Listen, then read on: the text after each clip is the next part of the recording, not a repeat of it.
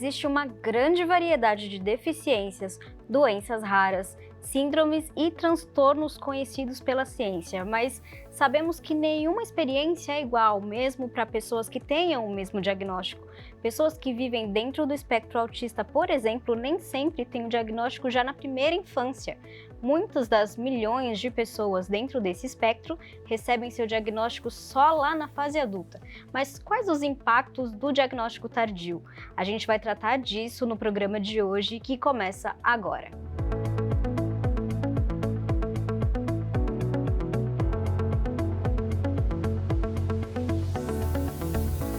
Olá, sejam bem-vindos ao Diversidade, onde a pessoa com deficiência ganha o protagonismo. Eu sou Suelen Gonçalves e vou fazer minha audiodescrição. Eu sou uma mulher baixa, com cabelos e olhos castanhos escuros, tenho a pele branca, os meus cabelos são cacheados na altura do peito. Hoje no Diversidade eu estou vestindo uma blusa rosa de tricô com mangas curtas e gola alta, uso uma calça jeans azul escura e botas pretas.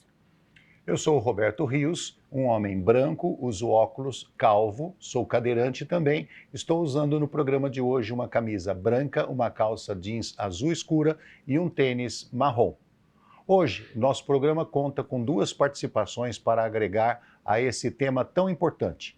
Estamos recebendo o Dr. Rubens Vashten, especialista em neurologia infantil, que desde 2012 é membro da diretoria da Sociedade Brasileira de Neurologia Infantil. Bom, e ao lado dele a gente recebe a Ivânia Teixeira, que recebeu o diagnóstico de autismo há 2 anos atrás, quando ela tinha 49 anos de idade. Ela é formada em nutrição e mãe de 2 filhas também autistas. Durante toda a sua vida, a Ivânia nunca suspeitou do autismo, mas o diagnóstico mudou a perspectiva em relação a si mesma e também ao estereótipo de possuir um gênio difícil, entre aspas. Olá, sejam bem-vindos vocês, que nós tenhamos um bom programa. Eu gostaria que vocês fizessem a sua audiodescrição. Bom, eu sou o Rubens Vashten, sou neurologista, tenho cabelos grisalhos, uso óculos de moldura escura, tenho olhos verdes, estou vestindo um paletó cinza com uma camisa clara, uma calça preta e sapatos pretos. Ivânia, por favor. Meu nome é Ivânia, eu estou vestida de camisa preta, calça preta, uma sandália marrom, uso óculos, sou branca, tenho um cabelo cacheado curto. Para ilustrar e melhorar o nosso programa de hoje, nós fizemos um VT para falar sobre o assunto. Eu gostaria que nós assistíssemos agora. O TEA, ou transtorno do espectro autista, é uma condição neurológica que afeta a comunicação, o comportamento e a interação social de aproximadamente 6 milhões de pessoas, entre crianças, jovens e adultos brasileiros.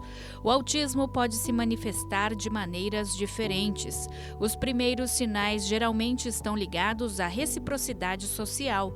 A criança pode não responder com o olhar, sorriso ou atenção aos familiares, além de apresentar atraso na fala.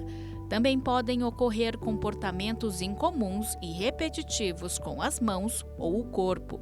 O diagnóstico precoce é um dos principais desafios no tratamento e é fundamental para iniciar intervenções terapêuticas adequadas. A confirmação é feita por meio de um laudo emitido com o Código Internacional de Doenças, que é de responsabilidade de médicos neuropediatras, pediatras especializados em TEA ou psiquiatras. Muitas conquistas foram alcançadas nos últimos anos no Brasil, frutos da luta e do esforço conjunto da sociedade, do governo e das famílias.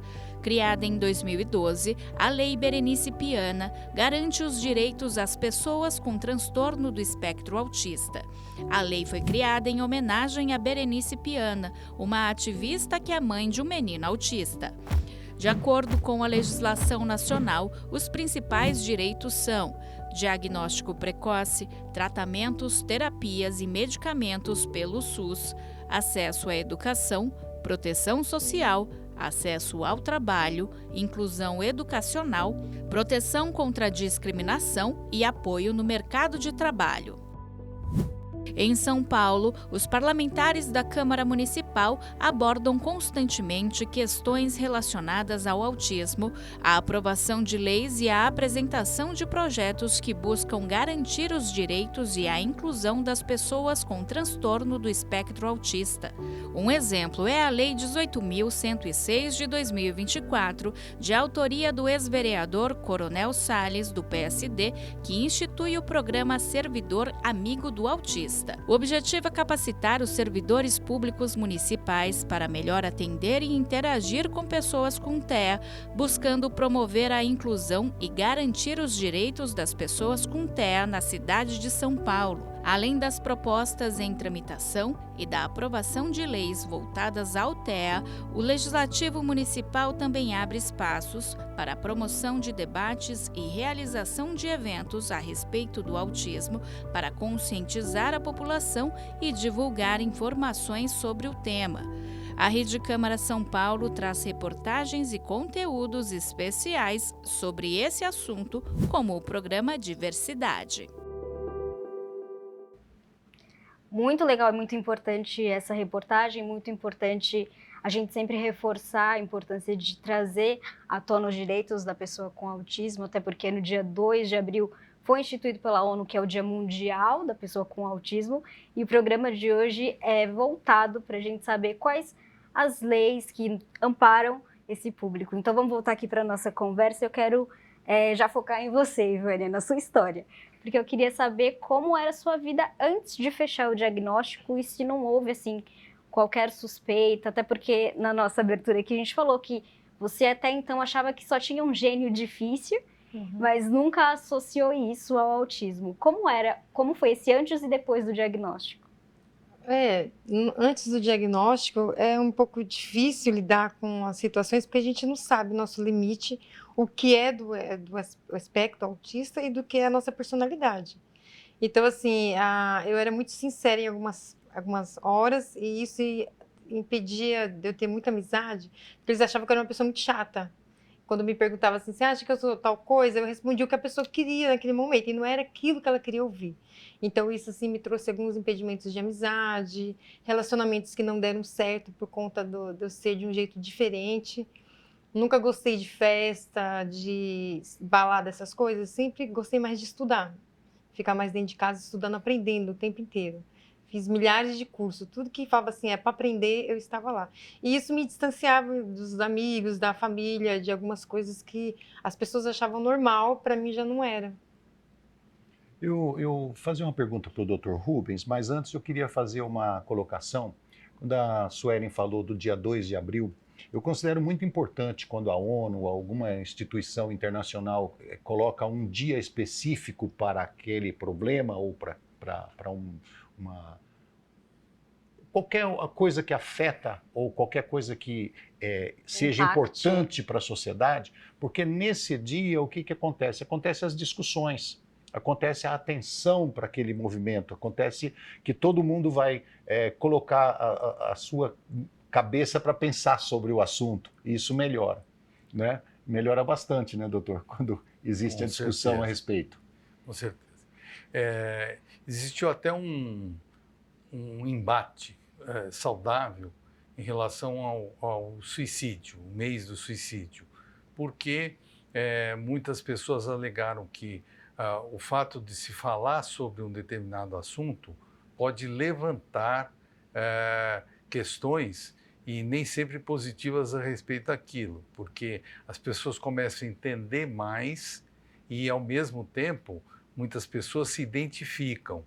E uma pessoa, nesse caso, uma pessoa que não estaria pensando em suicídio, começa a pensar em suicídio. Então, isso foi um embate interessante que, é claro, sempre tem os pontos positivos e os pontos negativos, quando você pensa em alguma coisa desse tipo. Porém, em relação ao autismo, em relação a outros quadros, ao câncer, a detecção precoce do câncer, é muito positivo. Então, a gente vê com bons olhos quando se identifica um dia para que abra um espaço para a gente poder conversar sobre aquilo, discutir sobre aquele tema. Então, assim, essa é a ideia principal, né? sem dúvida, é positiva. Traz à tona a discussão, né, para não ficar esquecido. Agora, o que define um diagnóstico tardio? Então, veja, aqui nós estamos numa encruzilhada, né? Como dizem lá os experts em bilhar, né? Eu estou, como é que eles falam? Numa sinuca. Sinuca de bico. Sinuca de bico. Por quê? Porque nós avançamos muito em termos da genética. E a genética tem mostrado para a gente que muitas manifestações que ocorrem durante a vida, elas podem sim e devem ser caracterizadas dentro de um quadro. Então, o diagnóstico tardio do autismo seria após os 3 anos de idade, porque pelo critério diagnóstico, o indivíduo autista tem que ser identificado até os 3 anos, ou muitas vezes durante a primeira fase do desenvolvimento da vida dele. Passado isso, a gente já começa a falar em diagnóstico tardio. Então, uma das pesquisas que foi feita em 42 países, o Brasil contribuiu com um estudo em que a média do diagnóstico no Brasil era 4 anos e 7 meses. Portanto, estaríamos atrasados 1 ano e 7 meses. Agora, em relação aos adultos, há de se considerar um diagnóstico diferencial, né, que é o espectro ampliado, né, o fenótipo ampliado, o broad spectrum do autismo. Indivíduos que têm algumas características do autismo, mas trata-se de uma estrutura genética diferente. Por isso que a gente hoje tem estudado muito todas as faixas de idade e estudado muito à luz da genética, porque eu não tenho dúvida que a genética hoje vai esclarecer muitas patologias, muitos transtornos, muitos problemas e conseguir explicar por que um indivíduo, por exemplo, tem um nível de suporte 1 no autismo e por que o outro tem um nível de suporte 2. Lembrando que no espectro autista você não tem um único gene. Muitas vezes a pessoa diz, eu vou procurar o gene do autismo. Não existe. É uma herança poligênica. São vários genes que, dependendo das suas combinações, podem determinar um impacto maior ou menor naquele indivíduo. Por isso que no impacto menor, por exemplo, no adulto, a gente chama de fenótipo ampliado, que é uma característica muito recente. Ivânia, você mencionou diversas características, comportamentos, manias que você achava que faziam parte da sua personalidade, do seu jeito e tal. Foi a partir disso que você buscou o diagnóstico e aí quando você soube do diagnóstico, isso começou a fazer sentido para você? Isso foi falado para você? Olha, de repente esse seu jeito, esse seu hábito e tal, está relacionado ao autismo? Não, ninguém nunca falou, eu também não percebi nada disso, até que minhas filhas receberam o diagnóstico. E aí, como eu já era acompanhada por um psicólogo e um psiquiatra, porque eu tenho fibromialgia, e geralmente a medicação é o psiquiatra que passa. E aí eu estava sendo acompanhada por eles, e com ansiedade e depressão. Aí eu voltei e falei, olha, minhas filhas receberam o diagnóstico, algumas coisas parecem muito, outras não, e eu gostaria de saber se realmente se eu tenho a possibilidade de ter ou não. E aí ele juntou todas as doenças autoimunes que eu tenho, todas as doenças de fundo psicológico, né, digamos assim, desidrose, fibromialgia, dermatite, hidradinite supurativa, era tudo doenças do fundo emocional. Daí o médico chegou à conclusão que realmente tinha, que eu era, né, que eu tinha um espectro do autismo, por conta de tudo isso daí. E aí eu tive que fazer aquele exame neuropsicológico, né, que faz 5 páginas e tudo mais. E aí foi confirmado que eu tenho autismo, né, da suporte leve, né, que é o suporte 1. Eu tenho TDAH misto, eu tenho TOC e eu tenho altas habilidades com superdotação, né, que fala. Saiu tudo lá no papelzinho lá e tô guardando para mostrar para os meus netos, né? Aqui, ó, vovó, 48 anos, 49, recebeu o diagnóstico. E aí tudo fez sentido? Algumas coisas fez sentido, porque eu falei assim, eu tinha algumas coisas que a minha família reclamava, que diz que tudo que eu pegava desde criança eu cheirava. Eu não conseguia colocar na boca ou usar aquilo antes de cheirar. E aquilo ali, minha irmã falava assim que ia ficar muito nervosa com aquilo, que falava, come logo. Não, sempre eu tive. Só que há 8 anos atrás eu perdi o olfato por excesso de corticoide, medicação, eu não tenho mais olfato. Então, hoje em dia eu lavo as coisas, eu tenho que lavar 2, 3 vezes para ter certeza. Eu acabei de lavar, se eu for pegar para usar, novamente. Então, deu toque, né? Então, algumas coisas fez sentido, outras ainda tá fazendo, porque, assim, nem eu sabia que tinha, porque a gente tem aquela visão do autismo ainda da ponta do pé, enfileirar, cores. Então, até entrar na minha cabeça que não era só aquilo, era muito mais do que isso. Foi difícil, mas tá, eu tô já superando tudo isso. Foi 4 páginas de diagnóstico. Foram 5 A páginas. lista. Doutor, como a Ivânia tinha falado agora, ela é do espectro autista nível 1, que é bem suave, é quase imperceptível, né? Isso. Nós temos hoje ferramentas e aparelhos suficientes para fazer um diagnóstico preciso da pessoa que tem o autismo nível 1? Perfeito, excelente pergunta. Acho que nós vamos fazer um serviço de utilidade pública, porque nós temos testes específicos e o que eu tenho visto aí é uma confusão na aplicação dos testes. Por quê? Você tem testes de triagem, de rastreio, e você tem testes de diagnóstico. O pessoal tem aplicado o teste de rastreio e dado o diagnóstico pelo teste de rastreio. E o que deveria acontecer são os testes para diagnóstico, não para rastreio. Eu vou dar um exemplo. Nós vamos olhar a taxa de açúcar no sangue, glicemia das pessoas. Eu não posso, a partir da taxa de glicemia, dar um diagnóstico de diabetes. O diabetes não é a taxa de glicemia. Você vai ter que fazer a hemoglobina glicada, você vai ter que fazer a curva de insulina para poder fechar. Hoje está muito claro para os endocrinologistas que a taxa de açúcar no sangue não define um diabetes. E para nós está muito claro que testes de triagem, de rastreio, não podem definir um autismo. Tem que haver os testes específicos para diagnóstico do autismo.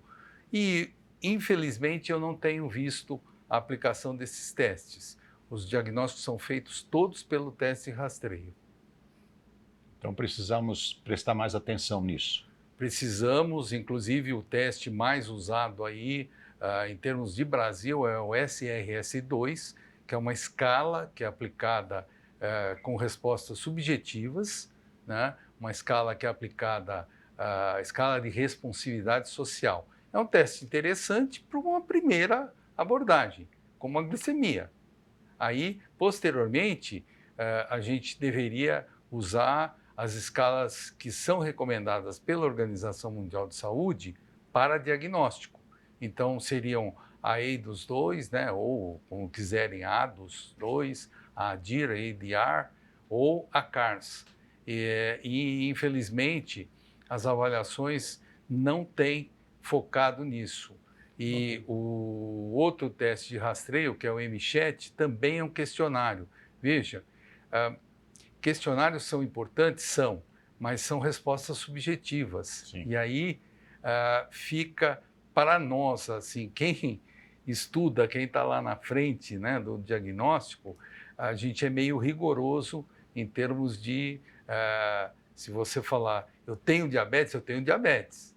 Né? Mas se você não tiver diabetes, aí eu preciso ter essa confirmação. Bom, ferramentas nós temos, precisamos usá-las. Nós vamos para uma pausa bem rápida, viu? Aproveite esse intervalo e adicione a playlist do Diversidade aos seus favoritos do YouTube. Assim você consegue acessar na íntegra os programas que já foram ao ar. Nós voltamos já já.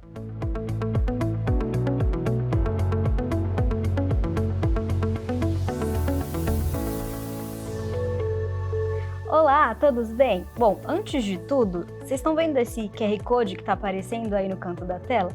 Vou pedir para você abrir a câmera do seu celular e apontar para ele. Sabe para quê? Porque esse QR Code vai levar você à nossa playlist e lá você vai ter acesso a todos os outros programas gravados por mim e pela Suelen que contam uma história bonita, conta conhecimento sobre a pessoa com deficiência, informações sobre a melhor qualidade de vida da pessoa com deficiência. Você vai aprender bastante com esses programas. Seja bem-vindo. E como eu tenho certeza que você vai gostar, aproveita para se inscrever no nosso canal, compartilhar o nosso conteúdo e também deixar o seu like. E fazer companhia para nós.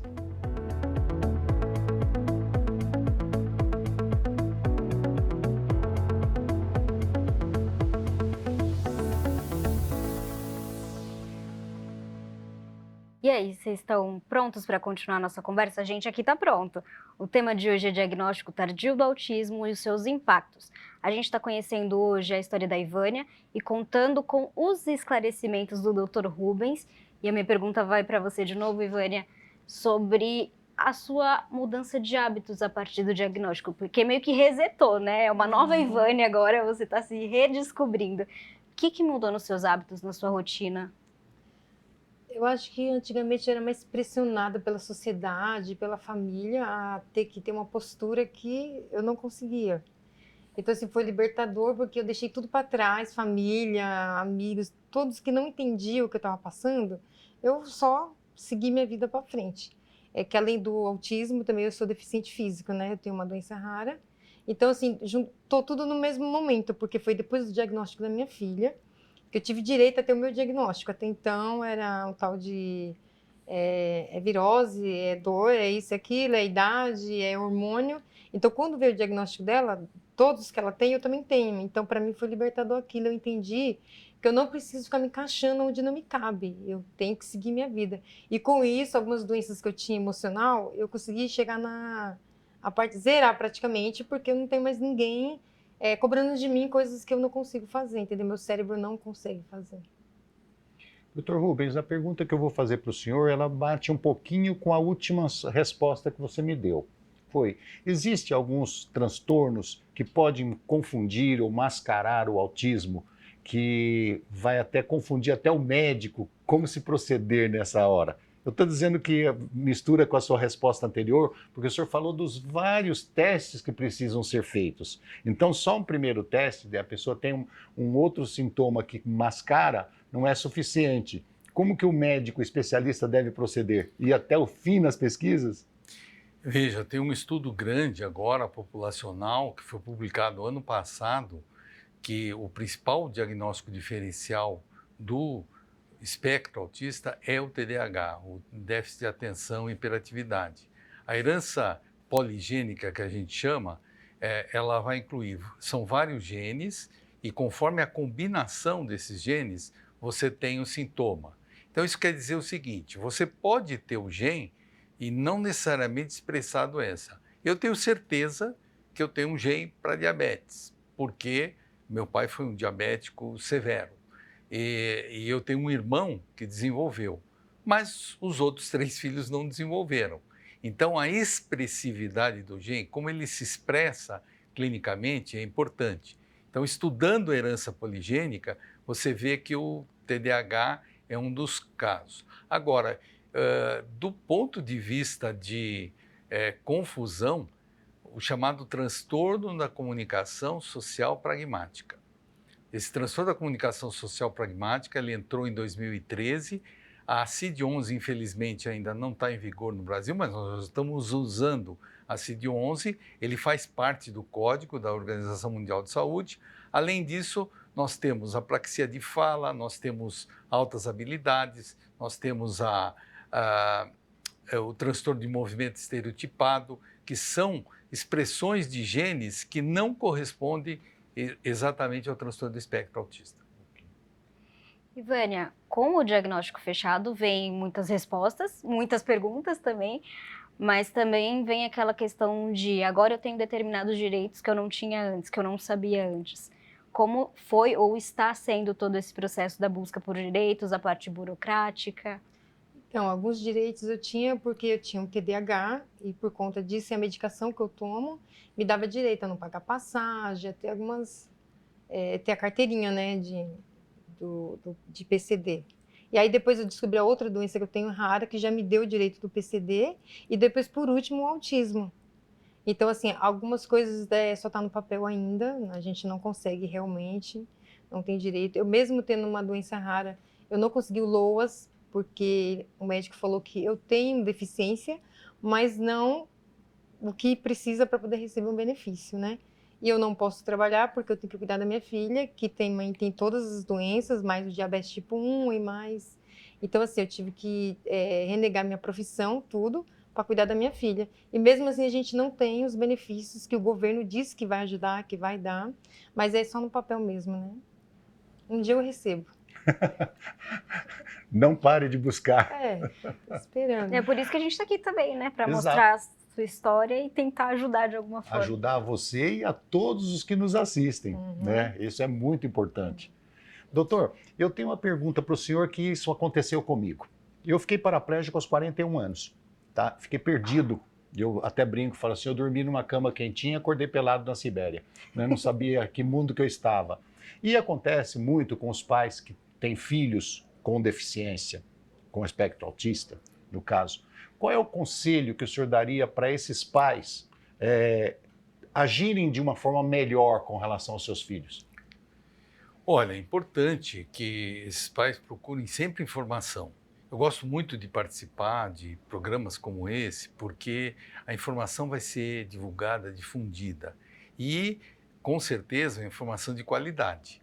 Então, assim, que procurem os grupos de pais, os grupos que falam sobre a doença, de preferência sempre ligados a universidades, a estudos, Sim. porque você vai ter uma informação aí de qualidade, né?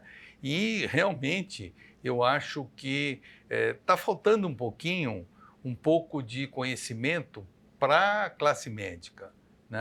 Uma pessoa não pode ir requerer um benefício e o médico não saber exatamente o que ela está fazendo. Desculpa, só um parênteses. Deixar claro para as pessoas que estão nos assistindo que procurar nas redes sociais não é um bom caminho. Não é. Porque existem muitas informações falsas, existem muitas alegorias, a pessoa acha que é assim, já coloca lá. Então, o que o senhor falou de juntar a grupos que sejam ligados a universidades, pais sérios, esse é o caminho mais importante. O caminho, com certeza, mais importante. As sociedades, porque todos esses grupos, eles estão absolutamente atualizados em termos de diagnóstico, né?